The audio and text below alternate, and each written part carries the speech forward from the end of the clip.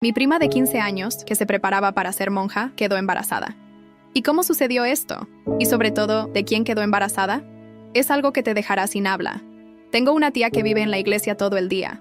Asiste a la iglesia 3 veces al día, 7 días a la semana, mañana, tarde y noche. Hay culto en su iglesia.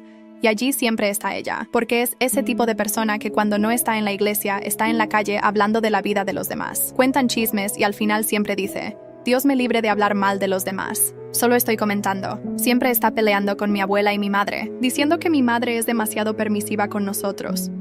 Siempre decía que no podía ser así, porque cuando nosotros tuviéramos hijos, mi madre vería lo que es. Bueno, eso era lo que repetía siempre. A veces iba a su casa para invitar a mi prima a salir, pero mi tía de inmediato decía: no puede ir, tiene que ir a la iglesia. Desde que mi prima cumplió 14 años, vivía prácticamente en la iglesia.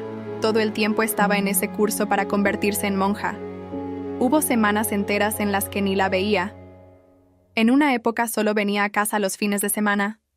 Todos ya estábamos acostumbrados a su rutina, porque ella decía que le gustaba. Con el tiempo empezamos a notar que se estaba poniendo más rechoncha. De repente empezó a notarse una barriga de embarazo que crecía cada vez más. Como ella vivía en la iglesia y estaba haciendo ese curso para ser monja, a nadie se le ocurrió pensar que pudiera estar embarazada. Mi madre, preocupada, llamó a mi tía. Mira, creo que sería bueno llevar a esta niña al médico. Me parece que puede estar enferma con eso de iglesia, iglesia, iglesia. Hay que cuidar de su salud. Mi tía respondió: pues bien, vamos a llevarla. Mi madre tomó la iniciativa y fuimos todos juntos al médico cuando llegamos a urgencias. El doctor inmediatamente solicitó una prueba de embarazo. Mi tía montó un escándalo en el hospital diciendo que su hija era virgen, que aquello era absurdo, que estaba a punto de convertirse en monja y que iba a demandar al hospital. El médico trató de calmarla. Señora, es solo una prueba de rutina antes de cualquier otra cosa. Necesitamos descartar algunas posibilidades para seguir con otros análisis. Con mucho esfuerzo, mi tía permitió que le hicieran la prueba. El resultado fue positivo. Mi tía decía que era mentira, que era un absurdo, y montó otro escándalo gritando: ¡es imposible! ¡Mi hija no está embarazada! Mi prima jurando con las manos en el fuego al médico y a mi tía que era virgen. También decía que aquello no podía ser. La llevaron a una ecografía, y ahí estaba el bebé, ya con 6 meses prácticamente riéndose en sus caras. Mi tía empezó a sentirse mal y se desmayó en la sala de exámenes. Pero ahí viene la pregunta: ¿quién es el padre y cómo fue que quedó embarazada? Eso es lo que te dejará boquiabierto. Te juro que cuando salimos del hospital, nadie podía mirarse a la cara. Mi tía iba delante temblando, murmurando cosas como si estuviera rezando, y mi prima caminaba detrás con la mirada clavada en el suelo. Mi madre intentó hablar, romper el silencio, pero mi tía levantó la mano y dijo, con los dientes apretados: ni una palabra más, Paula. Esto se va a resolver en casa. Cuando lleguemos a la casa de mi tía, el ambiente estaba tan cargado que hasta el aire parecía difícil de respirar. Mi prima se sentó en el sofá pálida como un fantasma, mientras mi tía empezó a gritarle: explícame qué significa esto. Camila, tú ibas a ser monja. Monja, por el amor de Dios. ¿Cómo puedes haberme hecho esto? ¿Quién es el padre? Habla ahora mismo. Camila negó con la cabeza, casi llorando. Mamá, te juro que no sé cómo pasó. Yo nunca he estado con nadie. Nunca. Te lo juro por lo más sagrado. No me vengas con tonterías. Gritó mi tía golpeando la mesa con la mano abierta. Esto no es un milagro, esto es una vergüenza. Yo, que estaba sentada en una esquina sin saber qué hacer, decidí intervenir. Tía, cálmate, esto no ayuda. Necesitamos entender qué pasó. Mi tía me miró con los ojos llenos de furia. Tú no te metas. Clara, esto no es asunto tuyo, no es asunto mío, respondí levantándome. Estaba harta de sus gritos. Camila es mi prima, ¿esto nos afecta a todos o no? Camila levantó la cabeza y me miró con lágrimas en los ojos. Su voz salió débil como un susurro. Clara, no sé cómo explicarlo. Todo ha sido tan extraño. ¿Qué quieres decir con eso de extraño? Pregunté arrodillándome frente a ella. Pues hace unos meses, durante un retiro en la iglesia, empecé a sentirme rara, mareada, cansada. Pensé que era por tanto rezar, pero no sé. A veces me despertaba y no recordaba lo que había pasado durante horas. La confesión hizo que mi madre se pusiera de pie de golpe. ¿Cómo que no recordabas? ¿Alguien te hizo algo? ¿Viste algo raro? Camila negó con la cabeza, pero su semblante cambió, como si recordara algo. Un seminarista, Jaime, siempre la había tratado con una atención especial, diciéndole cosas como que poseía una luz única, que Dios la había elegido para algo grandioso. En ocasiones, la observaba con una mirada que, no lo sé, me resultaba incómoda. Mi tía estalló de nuevo contra Jaime, ese desgraciado. Yo sabía que no podía confiar en él, siempre con esa sonrisa fingida. Tía, no saques conclusiones precipitadas, dije intentando calmarla. No sabemos si tiene relación con esto, pero para ser sincera, mi cabeza estaba en un torbellino. ¿Podría Jaime haber hecho algo? ¿O había otra persona detrás de todo esto? Decidí que necesitábamos respuestas, y rápidamente mi madre tomó el control de la situación. Esto no se quedará así. Mañana mismo vamos a hablar con Jaime, y si no obtenemos respuestas, hablaremos con el padre Carlos. Mi tía asintió, pero su rostro estaba deformado por la ira y la vergüenza. Esa noche nadie pudo dormir. Escuché a Camila llorar en su habitación mientras mi tía rezaba en voz alta, como si quisiera que Dios borrara lo sucedido. A la mañana siguiente fuimos a la iglesia. Jaime estaba allí, ayudando a preparar el altar para la misa. Cuando nos vio llegar, su rostro cambió. Parecía nervioso, casi asustado. Mi tía fue directa. «Tú», gritó señalándolo con el dedo. «Quiero hablar contigo ahora mismo». Jaime intentó calmarla, pero mi tía no le dio opción. Lo arrastró hasta una sala vacía donde todos nos aglomeramos. «¿Qué sabes de mi hija?», preguntó cruzándose de brazos. Jaime tragó saliva. «Señora, no entiendo de qué me habla. No te hagas el tonto. Camila está embarazada. Quiero saber si tú tienes algo que ver con esto». Jaime palideció. «¿Embarazada? Pero eso no puede ser. Yo nunca, jamás hice nada. Lo juro. Pero hay algo que necesitan saber. Algo que vi». Todos lo miramos con expectación. Jaime bajó la voz, como si temiera que alguien más pudiera oírlo. Hace unos meses, durante un retiro, escuché al padre Carlos hablar con un hombre. Decían que necesitaban a alguien especial para un proyecto. No entendí de qué hablaban, pero mencionaron a Camila. El silencio en la sala fue ensordecedor. Mi madre fue la primera en reaccionar. «¿Estás diciendo que el padre Carlos está involucrado en esto?». Jaime asintió con los ojos llenos de miedo. «No sé qué hicieron, pero les juro que vi a Camila salir de su despacho una noche, como si estuviera dormida. Algo no está bien aquí». Mi tía se llevó las manos a la boca, horrorizada. Y entonces, como si el destino quisiera añadir más leña al fuego, sonó mi teléfono. Era un mensaje de un número desconocido. Lo abrí y lo que vi me dejó helada. Una foto de Camila dormida en una cama desconocida, con alguien sosteniendo su mano. El mensaje decía: «Si sigues buscando, todos saldrán lastimados». Después de recibir aquel mensaje, me quedé paralizada. Sentí que las piernas me temblaban y el corazón me latía con fuerza en la garganta. Mi madre notó mi reacción y se acercó rápidamente. «Clara, ¿qué pasa?», preguntó con una mezcla de preocupación y urgencia. Sin decir nada, le mostré el teléfono. Cuando leyó el mensaje y vio la foto, su rostro se transformó. Mi tía, que estaba ocupada gritando a Jaime, también se percató de lo que sucedía. «Mira esto», dije con voz temblorosa, pasándole el móvil. En cuanto vio la foto, soltó un grito ahogado y agarró a Camila del brazo. «¿Esto qué significa, Camila? ¿Quién te tomó esta foto?». Camila miró la pantalla, confusa y aterrorizada. «No lo sé, nunca he visto esa cama. Nunca». Su voz se quebró en un sollozo. «No recuerdo nada». Jaime intentó intervenir, pero mi tía lo fulminó con la mirada.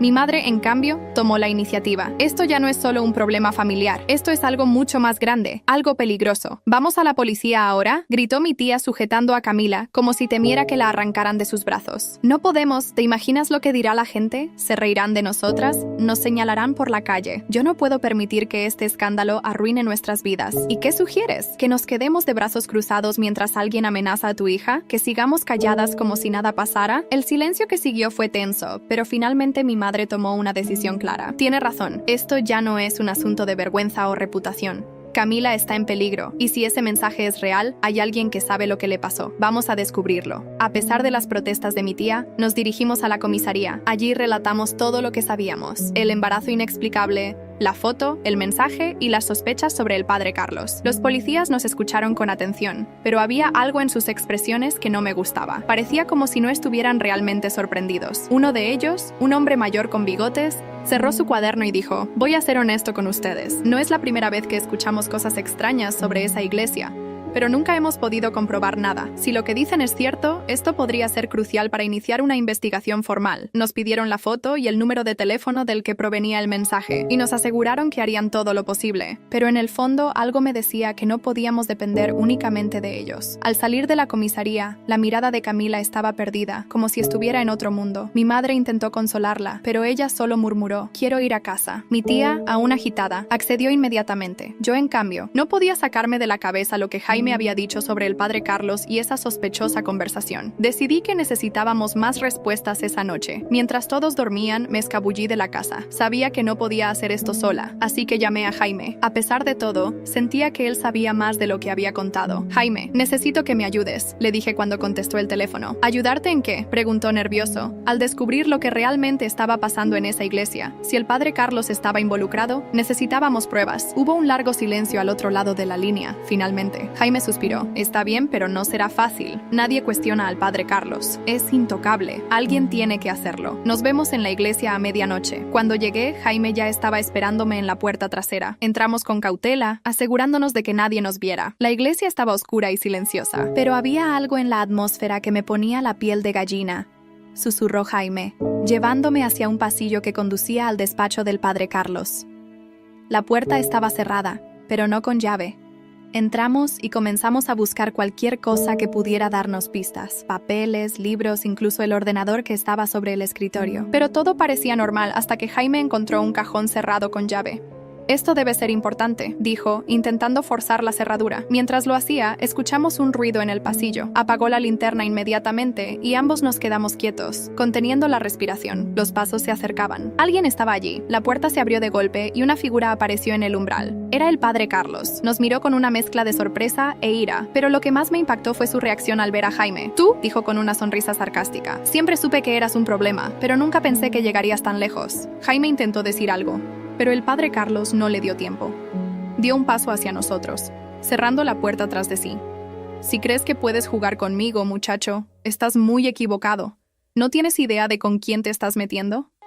Y entonces, de repente, se escuchó un grito desgarrador desde el interior de la iglesia. Un grito que hizo que mi corazón se detuviera. «Camila», grité sin pensar. Jaime y yo nos miramos y supimos que teníamos que salir de allí, pero el padre Carlos nos bloqueaba el camino con una sonrisa fría que me heló la sangre. La sonrisa del padre Carlos se quedó grabada en mi mente, como si se burlara de nosotros y, al mismo tiempo, disfrutara de nuestra impotencia. Jaime y yo intercambiamos rápidas miradas buscando alguna forma de salir de esa habitación, pero antes de que pudiéramos reaccionar, él habló con una calma que me ponía la piel de gallina. Camila repitió, inclinando ligeramente la cabeza. «No sé qué creen que está pasando aquí, pero sería mejor que no se involucraran más». Jaime, visiblemente tenso, dio un paso adelante. «¿Qué le hiciste a Camila? ¿Qué estás escondiendo?», observó el padre Carlos con desprecio, como si Jaime no fuera más que un insecto bajo su zapato. «Hacerle algo», dijo alzando una ceja. «Jaime, no digas cosas de las que te puedas arrepentir. Camila está en manos de Dios y en las nuestras. Todo lo que hacemos aquí es por un propósito mayor, algo que tú jamás entenderías». Antes de que pudiera seguir hablando,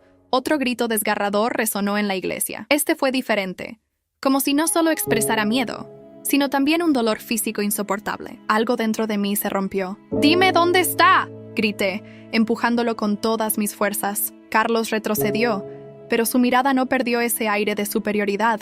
Jaime aprovechó mi impulso y lo apartó de un empujón. Sin mirar atrás, salimos corriendo, siguiendo el sonido de los gritos. El eco de nuestros pasos resonaba en las paredes de piedra mientras corríamos por la iglesia, que durante el día parecía un lugar tranquilo. Ahora era un laberinto oscuro y opresivo. Cada sombra parecía esconder un peligro, pero no nos detuvimos. Finalmente llegamos a una puerta al fondo del pasillo. Estaba entreabierta y de allí provenían los gritos. Jaime la empujó con fuerza, y lo que vimos dentro me dejó sin aliento. Camila estaba allí sentada en el centro de la habitación, con las manos atadas a los reposabrazos. Su rostro estaba bañado en lágrimas y su cuerpo temblaba. Alrededor de ella, varias personas, todas vestidas con túnicas negras, murmuraban oraciones en latín. Entre ellas distinguía a algunas de las monjas que siempre estaban con ella en la iglesia. La escena era surrealista, como algo sacado de una película de terror. Camila gritó al verme, con los ojos llenos de terror. «¡Ayúdame!». Antes de que pudiéramos movernos, una de las monjas se volvió hacia nosotros con una expresión fría y calculadora. «No deberían estar aquí», dijo su voz, resonando en la habitación como un trueno. Jaime se colocó frente a mí, como si intentara protegerme. «Déjenla ir, esto es ilegal», gritó señalando a Camila. La monja sonrió, pero era una sonrisa vacía, carente de cualquier emoción. «Ella es parte de algo más grande. Ustedes no lo entienden, pero su sacrificio es necesario». Mi cabeza daba vueltas. ¿Sacrificio de qué estaban hablando? Mi corazón latía con fuerza mientras intentaba procesar lo que estaba sucediendo. «No van a sacrificar a nadie», dije avanzando hacia Camila, pero antes de que pudiera dar un paso más, el padre Carlos apareció detrás de nosotros, cerrando la puerta de golpe. «No deberían haber venido aquí», dijo con esa perturbadora calma de siempre. «Ahora es demasiado tarde para retroceder». Jaime, sin pensarlo dos veces, se abalanzó sobre él intentando arrebatarle las llaves que llevaba en la mano. Se enzarzaron en una lucha torpe mientras yo corría hacia Camila para desatarla. Mis manos temblaban tanto que me costaba soltar los nudos. «Date prisa, Clara», gritó Camila sollozando. «Lo estoy intentando», respondí mientras los cánticos de las monjas se hacían más fuertes. Finalmente logré liberar una de sus manos, pero antes de que pudiera continuar, sentí un golpe en la espalda que me hizo caer al suelo. Una de las monjas me había empujado y ahora estaba encima de mí, tratando de inmovilizarme. «¡Déjala!», gritó Jaime lanzándose hacia ella en medio del caos. Alguien apagó la luz de la habitación, sumiéndonos en una oscuridad total. Solo podíamos oír los gritos, los cánticos y el sonido de la lucha. Todo era un caos absoluto. Entonces, un ruido fuerte, como el de una puerta abriéndose de golpe, llenó el espacio. La luz regresó, pero esta vez provenía de la entrada principal de la iglesia. Un grupo de policías irrumpió en la sala, armas en mano, ordenando a todos que se detuvieran.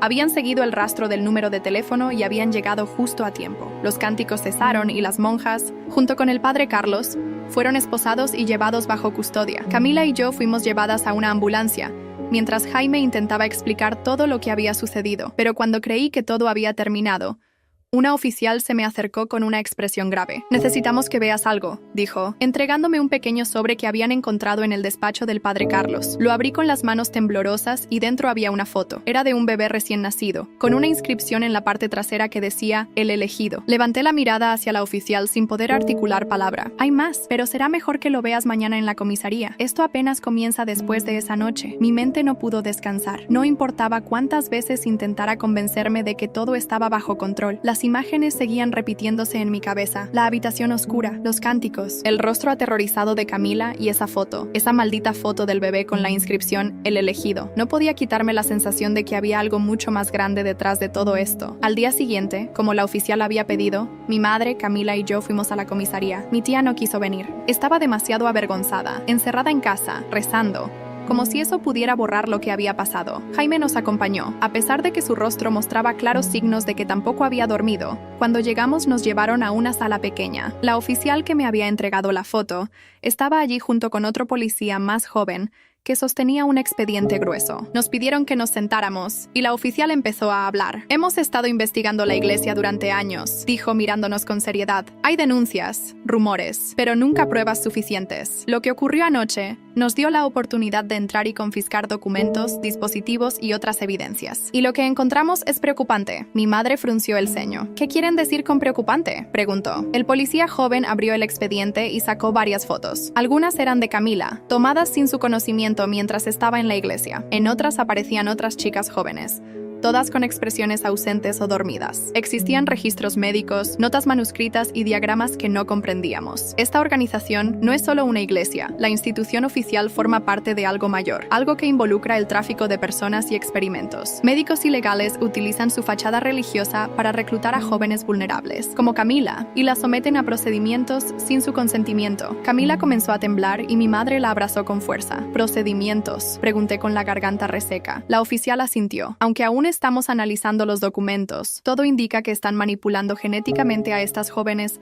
para crear un elegido, un niño que, según sus creencias, tendrá un propósito especial en el mundo». Mis manos se convirtieron en puños. Todo esto era tan absurdo y macabro que me costaba procesarlo. «¿Y qué hay del padre Carlos?», preguntó Jaime, su voz llena de ira. «Está bajo custodia, pero no ha dicho mucho. Sin embargo, encontramos algo más en su despacho que podría interesarles». El policía sacó otro sobre y lo colocó frente a nosotros. Dentro había un registro detallado de las últimas elecciones. Cada nombre estaba acompañado de una fecha y una ubicación. Mi corazón se detuvo al ver el nombre de Camila en la lista, con una fecha que coincidía con el retiro donde todo comenzó. «Ella fue identificada como una candidata ideal», dijo la oficial. Según sus notas, era perfecta para el proyecto. Mi madre estalló. «¡Esto es inhumano! ¿Cómo pudieron hacerle esto a una niña? ¡Tienen que pagar por esto!», exclamó.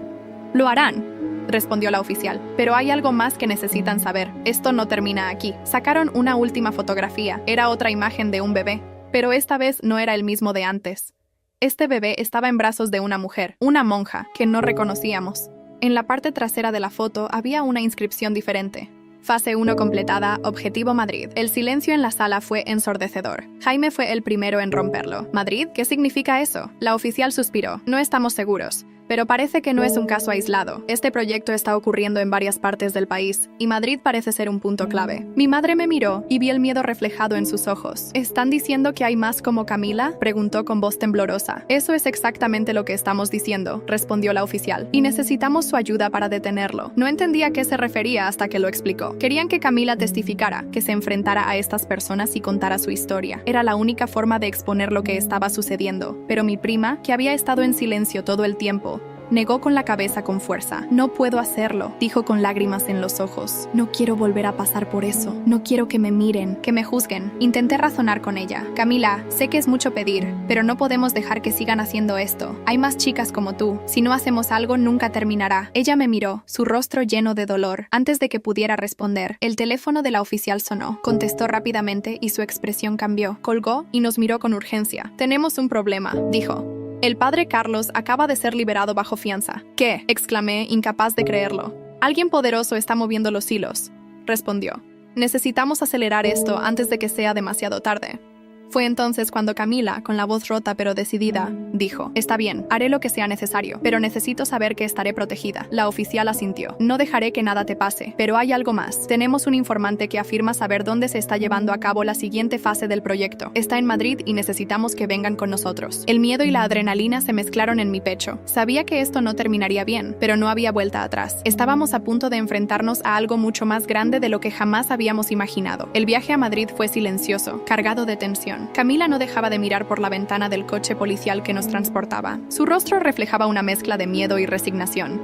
Jaime, sentado a mi lado, parecía estar sumido en sus propios pensamientos, mientras mi madre intentaba mantener la calma. Aunque sus manos temblaban levemente sobre su regazo, la oficial que nos acompañaba, Marta, repasaba una y otra vez los detalles de la operación con su compañero. Su mirada decidida era lo único que daba un poco de esperanza en medio de todo este caos. Cuando llegamos, nos llevaron a un edificio discreto en las afueras de la ciudad. Desde afuera parecía un almacén abandonado, pero al entrar vimos que era una base de operaciones improvisada. Había mapas, fotos y documentos esparcidos por todas partes. Marta nos condujo a una sala de reuniones donde nos esperaba un hombre alto y robusto, que se presentó como el inspector jefe Velasco. «Bienvenidos», dijo con un tono serio. «Sabemos que esto no es sencillo para ustedes, pero estamos más cerca que nunca de desarticular esta red. Su colaboración ha sido fundamental para llegar hasta aquí». «¿Qué significa aquí?», preguntó Jaime, cruzando los brazos. «Sabemos dónde están». Velasco asintió y señaló un mapa en la pared. Había un círculo rojo marcado en un barrio residencial del centro de Madrid. «Hemos identificado una clínica que opera bajo la fachada de una organización benéfica. Según nuestro informante, es uno de los principales lugares donde llevan a cabo los procedimientos. Creemos que están trasladando a varias jóvenes esta noche. Tenemos que actuar rápido», pensó Camila con voz susurrante. «¿Qué harán conmigo?». Marta se inclinó hacia ella, poniendo una mano en su hombro. «No te preocupes, Camila, estarás a salvo.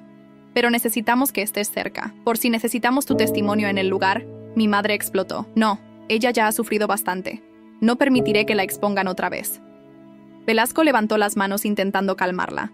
«Entendemos su preocupación, señora, pero les prometemos que estará protegida en todo momento. Necesitamos su presencia para corroborar algunos detalles».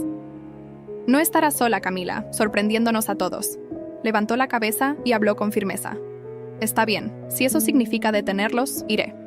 Mi madre intentó protestar, pero Camila la miró con una determinación que nunca antes le había visto. «No puedo seguir siendo la víctima. Mamá, esto tiene que terminar esta noche». La operación comenzó.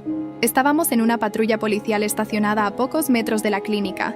Desde el interior, podíamos observar a través de las cámaras que los agentes habían instalado previamente. El lugar era más grande de lo que imaginábamos, con varias habitaciones y pasillos interconectados. Marta y Velasco nos explicaron que había personal médico, asistentes y al menos 2 monjas involucradas en la supervisión. Camila estaba junto a mí en completo silencio, hasta que de repente vio algo en las pantallas. «Esa es la madre Estela», dijo señalando a una mujer con hábito que caminaba por uno de los pasillos. «Ella estaba conmigo en los retiros». Jaime se inclinó hacia la pantalla. «¿Y quién es ese hombre?», preguntó, señalando a un individuo alto y vestido de blanco que hablaba con la monja. Camila se quedó en blanco. «No lo sé, nunca lo había visto antes». Velasco se acercó al monitor y frunció el ceño. «Ese es el doctor Salcedo. Ha estado en nuestro radar durante años. pero siempre logra escapar. Este es el momento de capturarlo. Poco después, los agentes recibieron la señal para entrar. La operación fue rápida pero intensa. Pudimos ver a través de las cámaras cómo arrestaban al personal y aseguraban a varias jóvenes que estaban en camillas, aturdidas y asustadas, pero algo no concordaba. ¿Dónde está el padre Carlos?, pregunté. Sintiendo que el pánico volvía, Marta revisó las cámaras, pero no había rastro de él. Velasco maldijo entre dientes. Sabía que algo andaba mal. Este lugar era solo una fachada. Debe estar en otro lugar. Entonces, uno de los agentes llamó por radio. Hemos encontrado algo en el sótano. Necesitan venir ahora. Cuando bajamos al sótano, el aire era pesado, con un olor metálico que se hacía más fuerte a cada paso.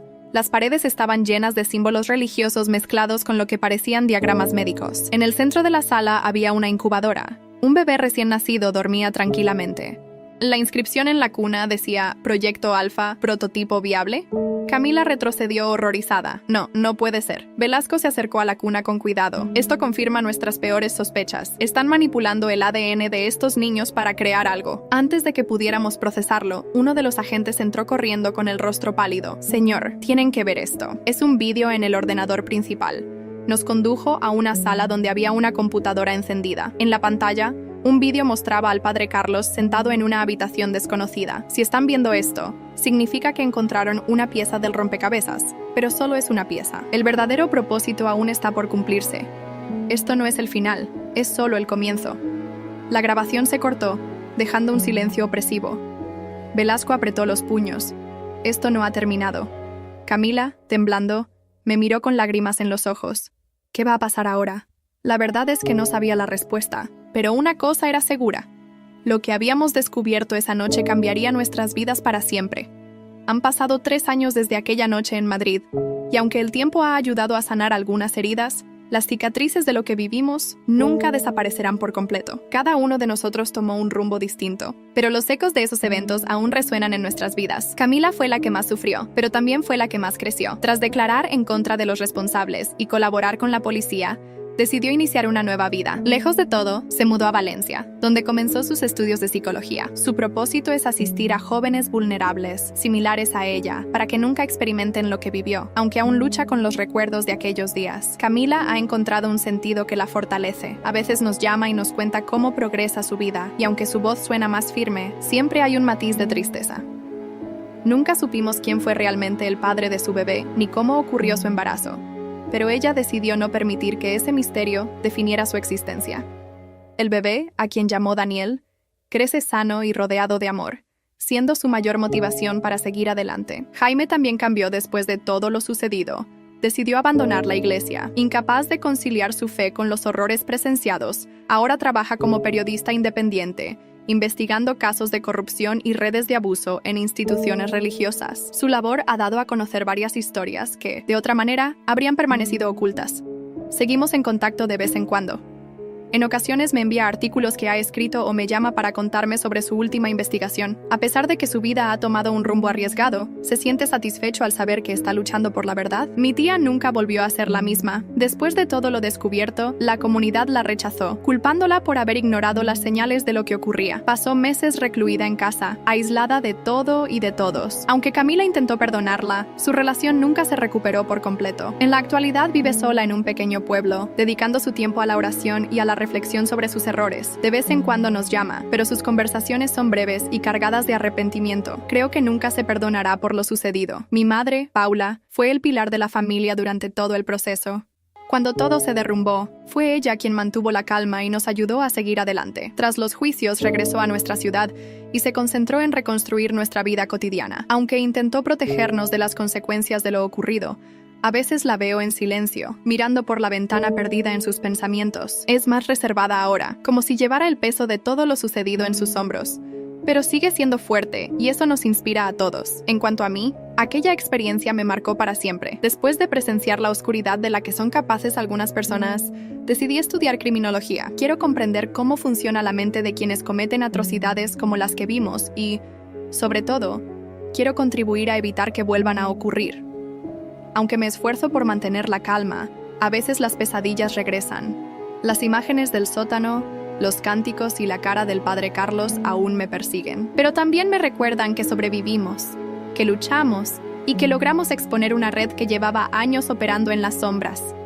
A pesar de todos nuestros esfuerzos, el padre Carlos sigue siendo un enigma. Desapareció la misma noche del operativo. Y aunque la policía ha rastreado su paradero por varios países, nunca han podido capturarlo. Sin embargo, las investigaciones realizadas gracias a las pruebas que encontramos lograron desmantelar gran parte de la red. A veces me pregunto dónde estará ahora, si seguirá tramando algo en las sombras, o si su poder finalmente se ha desmoronado. Pero hay algo que me da esperanza. Cada vez más personas están hablando, denunciando y luchando contra este tipo de organizaciones. La red no fue destruida completamente, pero sufrió un golpe devastador. Muchas de las personas involucradas fueron arrestadas, y varias de las jóvenes rescatadas han comenzado a reconstruir sus vidas. La investigación continúa y, aunque el camino es largo, siento que ayudamos a marcar una diferencia. El bebé encontrado en el sótano fue llevado a un centro médico especializado. Los análisis confirmaron que había sido sometido a modificaciones genéticas experimentales, pero los científicos no pudieron determinar los efectos que esto tendría en su desarrollo. Fue puesto bajo custodia estatal, y su paradero actual es desconocido. Nadie sabe si crecerá como un niño normal o si se convertirá en algo que la red esperaba crear. A veces me pregunto si algún día podremos dejar todo esto atrás, pero en los momentos más oscuros recuerdo a Camila, a Jaime, a mi madre y a todas las personas que lucharon por la verdad. Eso me da fuerzas para seguir adelante, porque aunque no podemos cambiar el pasado, podemos luchar para que nunca vuelva a repetirse.